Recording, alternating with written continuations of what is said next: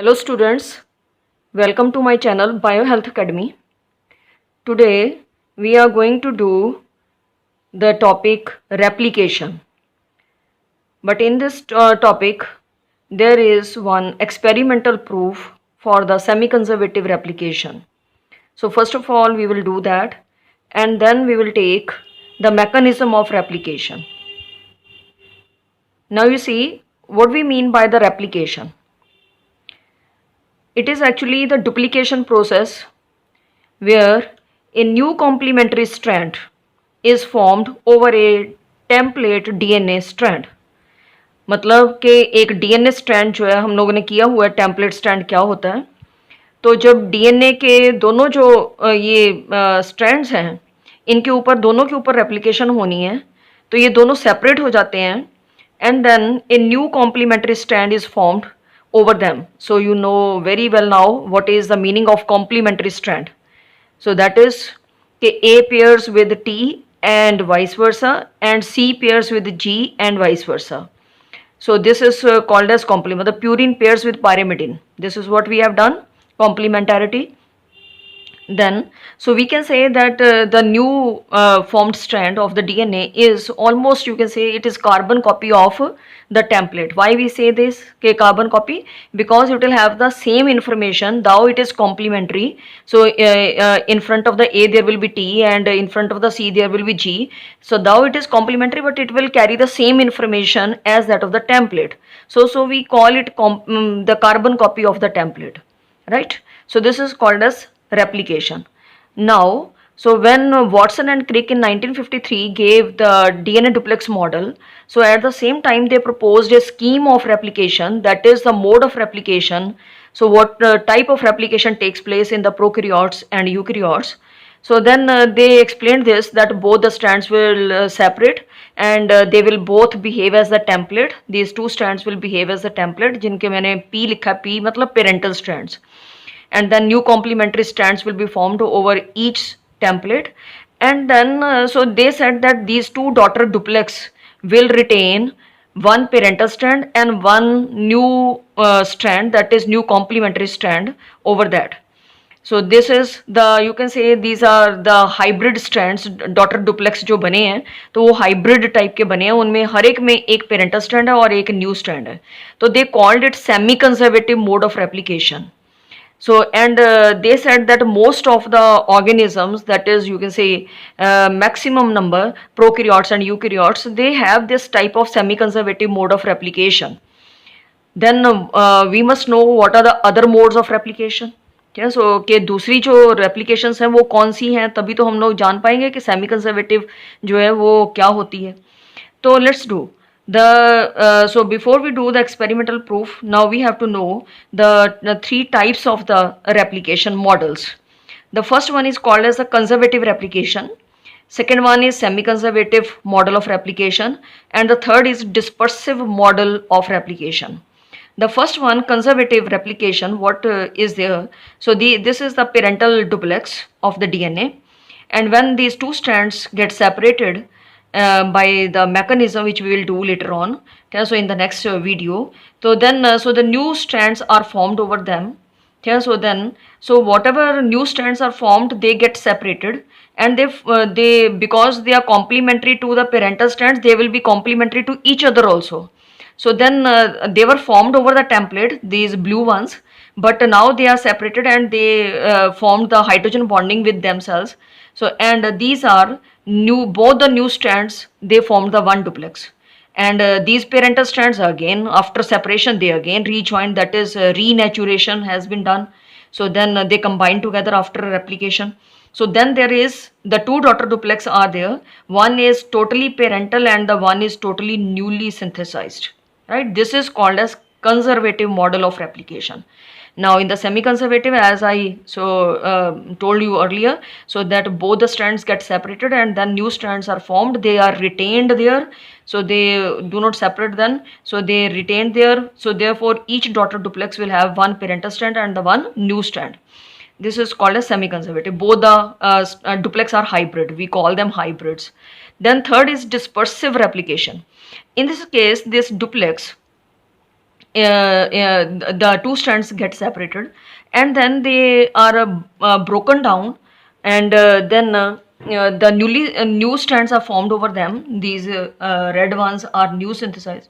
Then they get these fragments get mixed. So like you see here, so there is this blue one is parental strand, then this red one is new, then again parental, then in this strand again there is new, then parental, then new. Matlab these segments are mixed up. So then so you can't say that they are totally hybrid or they are totally conservative. So then no one is totally parental and totally newly synthesized. So this is called as dispersive model of replication, right? So now, so this Watson and Crick were saying that most common type of the replication is semi-conservative mode of replication. For this there were two scientists who gave us the experimental proof that so whatever Watson and Crick are saying, that is true. That is most common is semi-conservative mode of replication, right? Now, so what is the name of the scientists were Matthew Michelson and Franklin Stahl in 1958. Yeah, so they did this experiment. Yeah, so now they took E. coli bacteria. So this is say flask, and in this flask there is culture medium, and then E. coli is growing into the normal medium. So that is here the nitrogen is 14. So what is the source of nitrogen? It is ammonium chloride. Yeah, so here it is ammonium chloride. Ammonium chloride, so which is normal type of isotope, right? It is growing there. So it is grown for many generations here, and so then the whole of the DNA is having the 14 nitrogen, and then so they shifted it to the N15 medium, that is ammonium chloride having the non-radioactive isotope N15. Okay, after many generations, so they shifted it to the N15 medium, that is ammonium chloride is now labeled with the non-radioactive this heavy isotope. Then so it was growing there, and it was grown there for again many generations till the whole of the nitrogen 14 was replaced with N15. So if you remember, so that purines and pyrimidines, they have nitrogen at the positions 1, 3, so and 7 and 9, if you remember. So that nitrogen so was N14 here, but now this nitrogen will be replaced by N15 in whole of the DNA of the E. coli, right? So now this is the E. coli with N15, this is the E. coli with N14. Now they took a test tube and they shifted some of the bacteria to this from, so this conical flask, and some of the bacteria from this conical flask, that is N14 and N15, both were shifted to this. Now what is this test tube containing? It is containing very important medium, that is a solution cesium chloride, CSCl, cesium chloride. So there is a special property of cesium chloride, so that it has the density equal to the DNA. Okay, so it has the same density as that of the DNA, and when we perform a high speed centrifugation of this cesium chloride, ठीक है, so high speed centrifugation, density centrifugation technique जो है apply करते हैं हम लोग अगर, तो then what will happen, so there will be the density gradient of this cesium chloride will be formed. So what does this mean? So that is cesium chloride will be more concentrated at the bottom, that is high density of cesium chloride, and it will be medium density in the middle and low density in the top, at the top. तो इसका मतलब ये भी caesium chloride में ये property है कि इसकी जो डेंसिटी ग्रेडियंट है, ग्रेडियंट मतलब एक कॉलम बन जाता है कि भी high density, then low density, then still low density, तो इस तरह से। तो अब ये जो डीएनए है N15, ये हैवी हैवी आइसोटॉप है, तो इसकी डेंसिटी ज़्यादा है, और ये जो N14 है ये जो है कम डेंसिटी वाला है। तो जब हम इनको दोनों को डाल के इसकी सेंट्रीफ्यूगेशन करेंगे तो ये दोनों अपनी अपनी डेंसिटी जहाँ पे इस कॉलम में मैच करती है, कि यहाँ पे मैच करती है हाई डेंसिटी वाले पे, या मीडियम पे, या लो पे, कहाँ पे इनकी डेंसिटी मैच करती है वहाँ पे ये सेटल कर जाएंगे, ठीक है, और कॉलम बना देंगे, ठीक है, सेटल करके वहाँ पे कॉलम बना देंगे। और तो अगर हम लोग इसको जो देखें तो हम लोगों ने कितनी इसको टाइम्स जो है वो फोर्स ऑफ मतलब करना है, तो it is 140,000 times the force of gravity for 20 hours, ठीक है, 20 आवर्स के लिए इसको अल्ट्रा सेंट्रीफ्यूगेशन बोलते हैं हम लोग। 140,000 times the force of gravity for 20 hours, तो इतना हमने हमें करना पड़ेगा, तो तब जाके हमें ये मिलेगा जो, तो ये टेक्निक हम बार बार आगे करेंगे। तो अब तो हमारे पास जो N15 है वो हैवी था, तो उसका जो मैचिंग हुई वो नीचे हुई जाके, ठीक है, जहाँ पे सीजियम क्लोराइड की कॉन्सेंट्रेशन ज़्यादा थी तो वहाँ पे जाके हुई है N15, और N14 जो है वो बिल्कुल ऊपर, ठीक है, वो लाइट था तो इसलिए वो बिल्कुल ऊपर, मतलब मिडल में नहीं है, इंटरमीडिएट नहीं है पोजीशन, उसकी बिल्कुल टॉप पे है और ये बिल्कुल बॉटम पे है। तो ये अपनी अपनी डेंसिटी की मैचिंग के हिसाब से वहाँ पे सेटल कर गए हैं। तो दिस इज़ व्हाट, मैंने जो बोला है वही यहाँ पे लिखा हुआ है, ठीक है। तो अब ये साइंटिस्ट ने जो एक्चुअली ये क्यों किया ऐसे, तो वो एस्टैब्लिश करना चाहते थे कि भी हम लोग जब डीएनए डुप्लेक्स के 2 स्ट्रैंड्स बनेंगे, नया स्ट्रैंड बनेगा पेरेंटल स्ट्रैंड पे, तो हमें कैसे पता चलेगा कि भी वो नया स्ट्रैंड जो है वो एक तरफ इकट्ठे हो गए हैं और जो पेरेंटल स्ट्रैंड है वो एक तरफ है, जहाँ दोनों मिक्स हैं, तो कैसे पता चलेगा? तो उनको सेपरेट तो उनकी आइडेंटिटी को स्टैब्लिश तो करना पड़ेगा ना।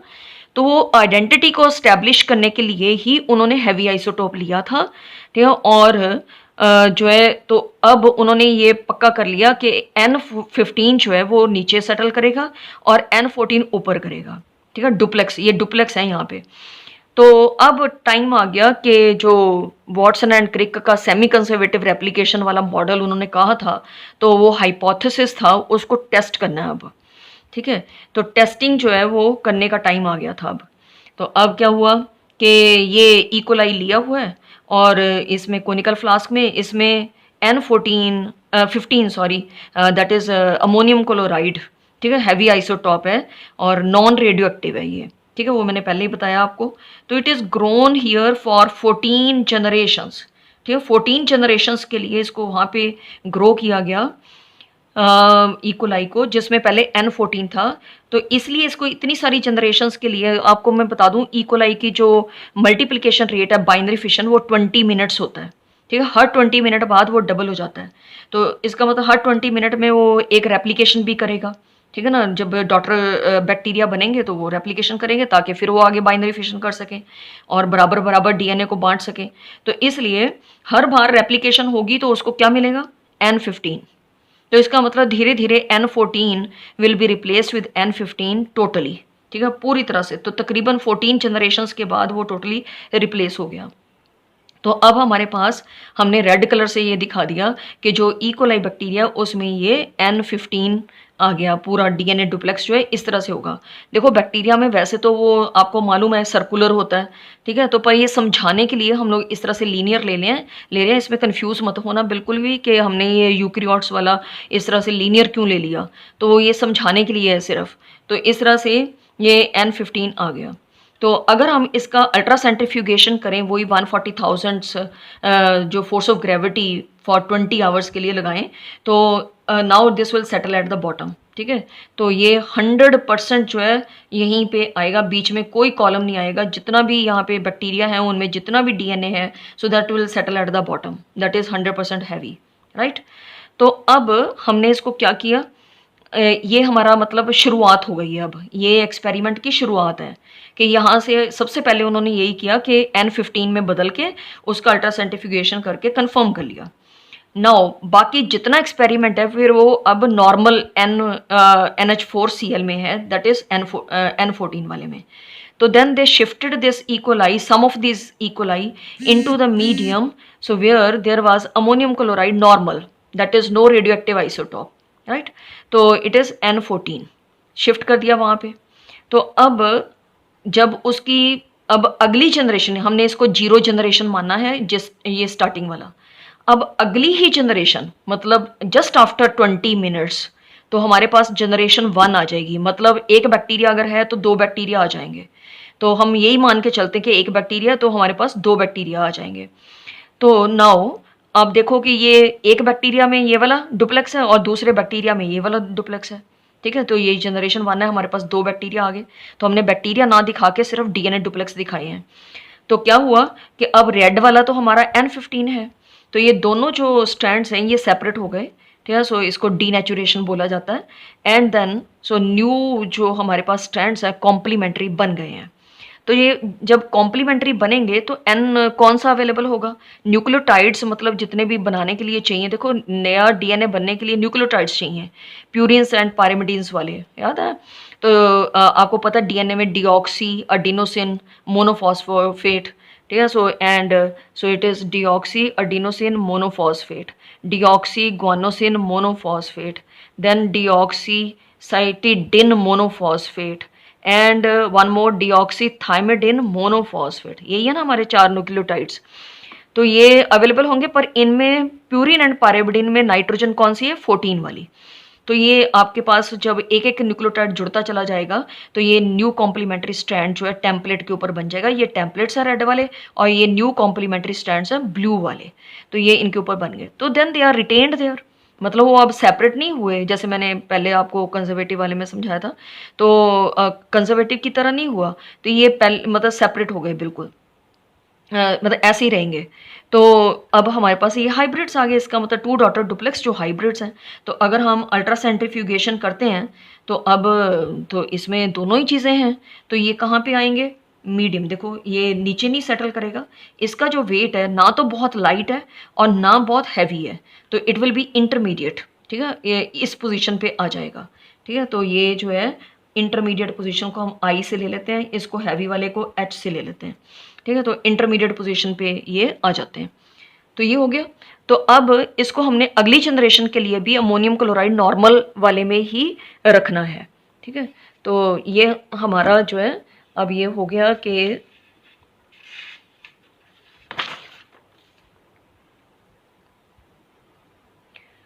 तो अब हम पहुंचे सेकेंड जनरेशन पे। तो आफ्टर 40 मिनट्स, मतलब जब स्टार्टिंग की थी हमने उससे 40 मिनट, तो नहीं तो आप अगर फर्स्ट जनरेशन से सेकंड जनरेशन का टाइम लेते हैं तो 20 मिनट्स, क्योंकि मैंने बताया आपको जनरेशन पीरियड है इसका 20 मिनट्स है।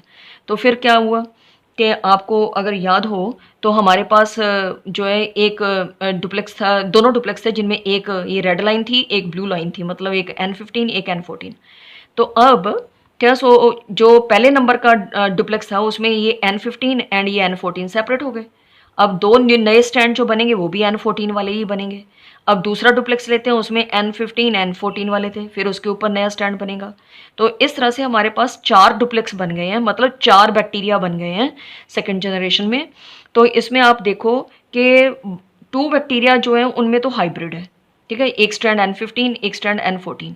ठीक है, ये N14 है ये वाला। ठीक है, और उसके बाद 2 डुप्लेक्स ऐसे बने हैं जो टोटली N14 है, मतलब लाइट वेट है। तो अगर हम अल्ट्रा सेंट्रीफ्यूगेशन करेंगे तो ये वाले जो है दोनों ये कहाँ पे जाएंगे? ऊपर बिल्कुल लाइट वेट पे सेटल करेंगे। सीसियम क्लोराइड में आपको पता है अल्ट्रा सेंट्रीफ्यूगेशन जब करते हैं तो उसका अपना डेंसिटी ग्रेडियंट बनता है। तो डीएनए जहाँ पे उसका ग्रेडियंट अपनी खुद की डेंसिटी मैच करेगी सीसियम क्लोराइड के साथ, वहाँ सेटल हो गया। तो इसकी यहाँ पे करती है लाइट, तो 50% आ गए। 50% कैसे? मतलब 2 डुप्लेक्स। तो अब बाकी जो 2 हैं क्योंकि हाइब्रिड हैं वो पहले की तरह मैंने डिफरेंट कलर लिया है इनको इंटरमीडिएट को शो करने के लिए। सो दैट इज इंटरमीडिएट यहाँ पे एंड लाइट वाले यहाँ पे। ठीक है, तो ये भी 50% है क्योंकि 2 है। एक चीज़ मैं आपको और बताऊंगी कि मैंने जो थिकनेस ली है तो ये भी शो करती है कि यहाँ पे कितने स्टैंड्स हैं। तो थोड़ा मोटा बनाया मैंने 2 स्टैंड्स के लिए और यहाँ पे भी इसको सेम थिकनेस का बनाया 2 स्टैंड्स के लिए। तो ये आ गया 50-50। तो ये सेमी कंजर्वेटिव के रिजल्ट्स ये आएंगे अगर सेमी कंजर्वेटिव है। अगर मान लो कि कंजर्वेटिव रेप्लिकेशन होती तो क्या रिजल्ट्स आते हैं हमारे पास? तो हमारे पास ये था 0 जनरेशन पे N15 वाला हैवी आइसोटॉप वाला।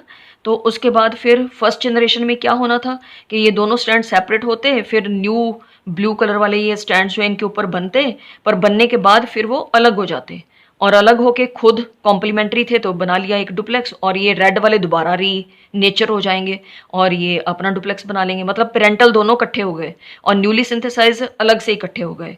तो ये तो आ गया फर्स्ट जनरेशन आपका। अब सेकेंड जनरेशन में क्या होता कि ये जो है दोनों सेपरेट होंगे पहले, फिर इनके ऊपर दो नए स्टैंड्स बनेंगे, फिर वही होएगा कि जो दो नए बने वो सेपरेट हो गए, ये वाले दोनों, ठीक है, आपस में हो गए, तो ये फिर पेरेंटल इकट्ठे हो गए। अब ये तो दोनों पेरेंटल स्टैंड्स है ही लाइट वाले हैं, तो ये दोनों स्टैंड्स ये वाले अलग हुए, यहाँ पे नए बने, और ये तो हमारे पास 3 डुप्लेक्स जो आए हैं वो N14 वाले हैं, जिनके दोनों दोनों स्टैंड N14 है। एक ही सिर्फ डुप्लेक्स ऐसा आया जो 15 वाला है, मतलब 25%, एंड 75% हमारे पास ये हैं। तो हमारे पास अल्ट्रा सेंट्रीफ्यूगेशन का रिजल्ट क्या आता?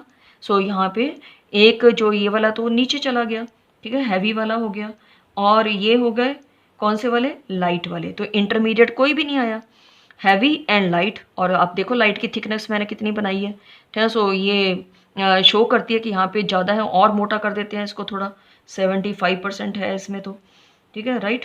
तो ये 25% है, तो ये बहुत कम मोटा बनाया मैंने 25%।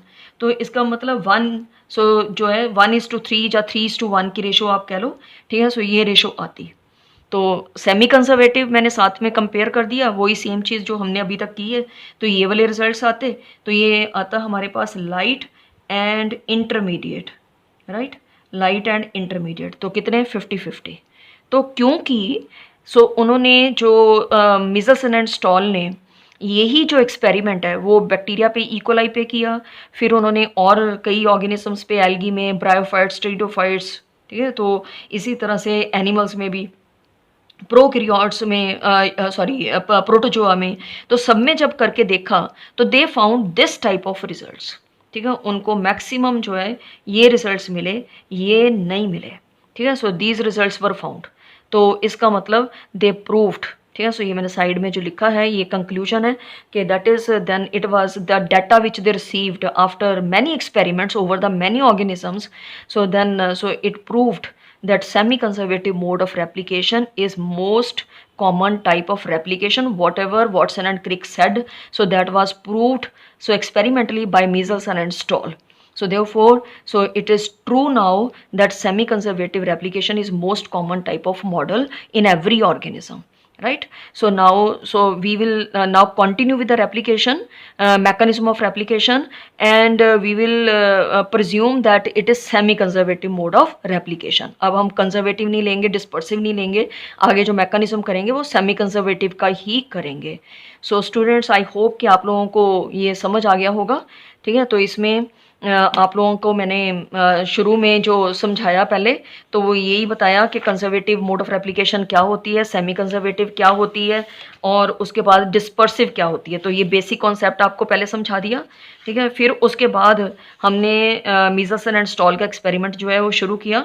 तो उसमें मैंने आपको सीसियम क्लोराइड का डेंसिटी ग्रेडियंट के बारे में पहले समझाया, और फिर ये बताया कि डीएनए की जो डेंसिटी है वो ऑलमोस्ट सेम होती है, सीसियम क्लोराइड के बराबर होती है, पर जब हम हैवी आइसोटॉप उसमें डालेंगे तो फिर उसकी डेंसिटी जो है वो ऊपर नीचे होगी उसमें सेटलमेंट में।